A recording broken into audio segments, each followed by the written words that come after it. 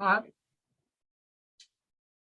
Hello, thanks for joining us for our True Crime series, a joint venture between Port Phillip Library Services and Sisters in Crime Australia. I'm Karina Kilmore, a journalist and crime writer. Today I'm here with Robin Bowles. Robin is an investigator, researcher and true crime writer. Today we're going to talk about getting up close and personal with culprits. Robin, why do accused murderers agree to talk to you? And you've spoken with some very high-profile people, including Bradley Murdoch, Greg Domasevich, Michael O'Neill.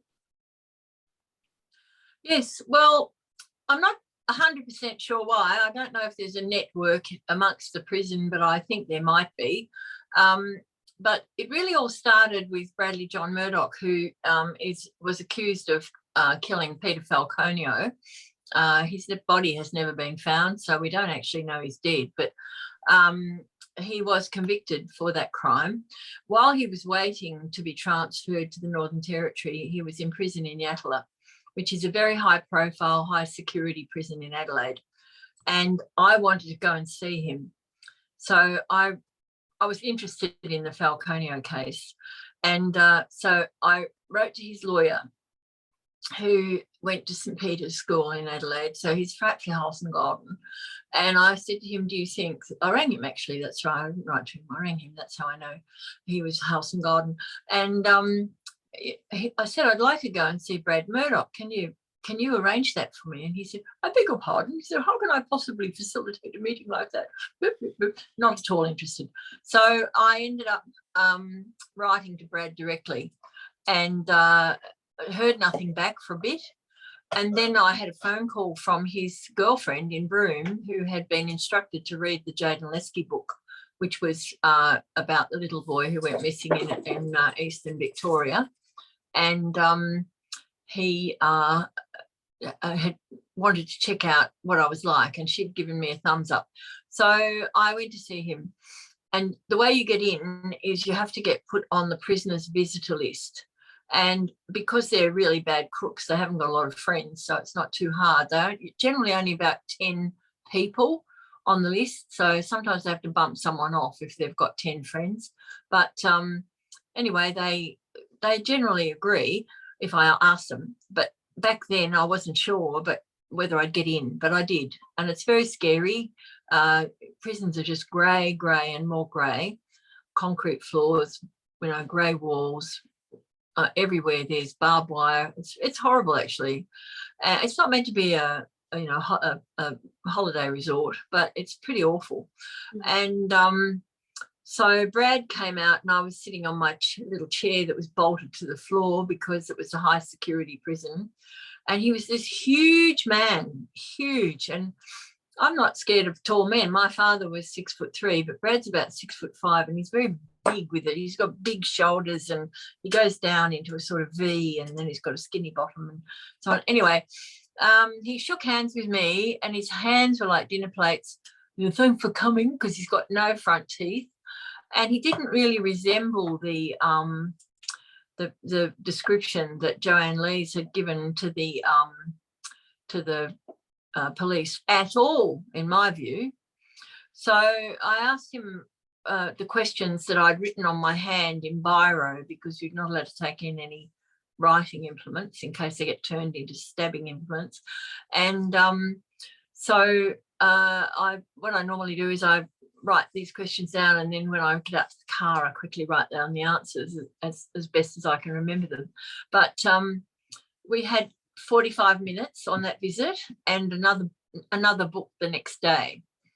And it was very useful because he obviously trusted me, and he then, through the network of the prison, let know the Gypsy Jokers biking club to trust me, and also his mates in Broome that was okay to talk to me.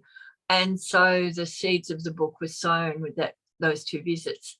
I ended up spending about 60 hours with Brad over 2.5 years, with visits in prison. So Brad Murdoch wasn't actually the most dangerous and nasty person I ever met in prison. I've met a few. I had a letter from the girlfriend of a guy called Keith Foray, or Four, Faure, his name is, and he's serving a very long sentence for a lot of murders, and he may never get out. I hope he doesn't. He'll probably come and kill me.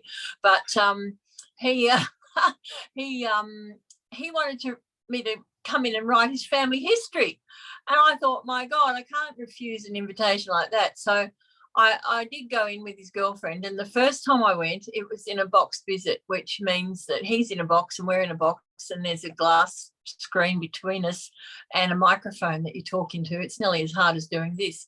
And then the next time, he'd been granted some privileges, and we actually got to sit in the library with, at a table, also bolted down, with a supervisor a few feet away.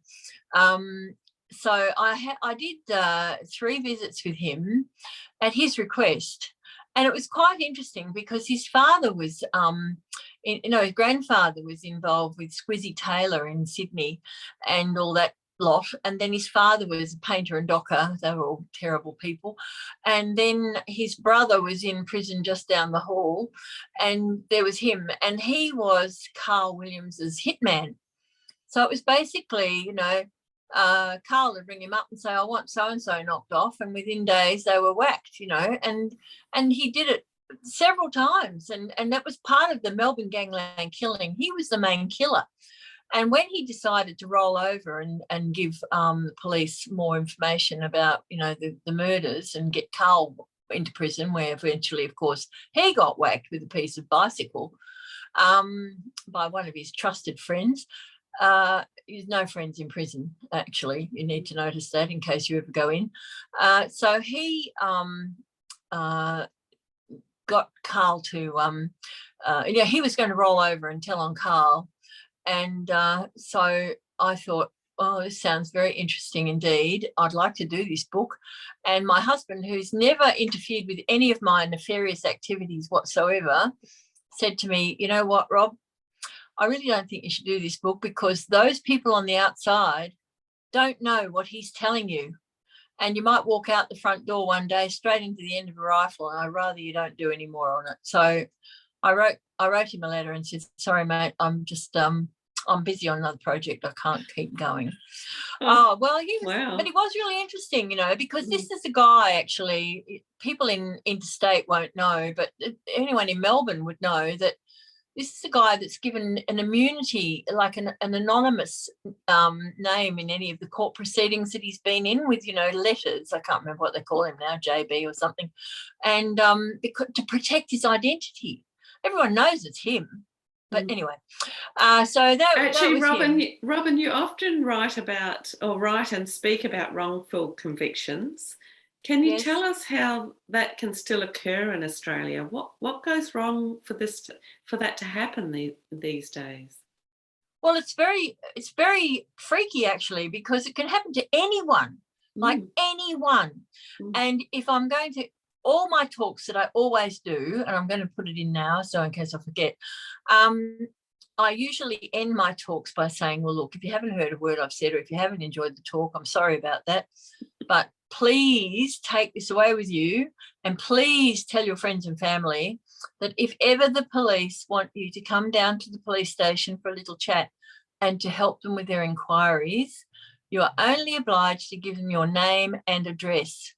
Do not help them with their inquiries. Let them do their own job, because you could end up being, those things that you say at the police station can be used against you, and they will be if the police want to put you in prison. Well, one of your most popular cases, or someone you've been very vocal about in supporting, is a Tasmanian woman who was wrongfully convicted, or you believe was wrongfully convicted of murder. That's Sue Neal-Fraser.